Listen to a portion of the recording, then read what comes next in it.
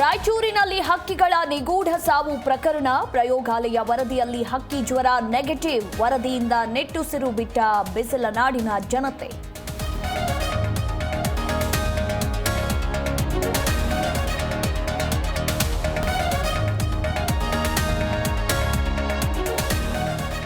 ಕಲಬುರಗಿಯಲ್ಲಿ ಮಹಾರಾಷ್ಟ್ರ ಬಸ್ ತಡೆದು ಹೋರಾಟ. ಮಹಾರಾಷ್ಟ್ರ ಬಸ್ಗೆ ಕಪ್ಪು ಮಸಿ ಬಳಿದು ಆಕ್ರೋಶ. ಜಯ ಕರ್ನಾಟಕ ಸಂಘಟನೆ ನೇತೃತ್ವದಲ್ಲಿ ಪ್ರತಿಭಟನೆ.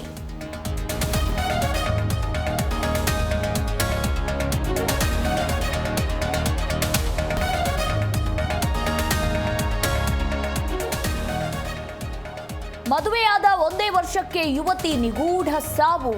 ತುಮಕೂರಿನ ಮುದ್ದೇನಹಳ್ಳಿಯಲ್ಲಿ ಘಟನೆ. ಪತಿ ಕುಟುಂಬಸ್ಥರ ವಿರುದ್ಧ ಕೊಲೆ ಆರೋಪ.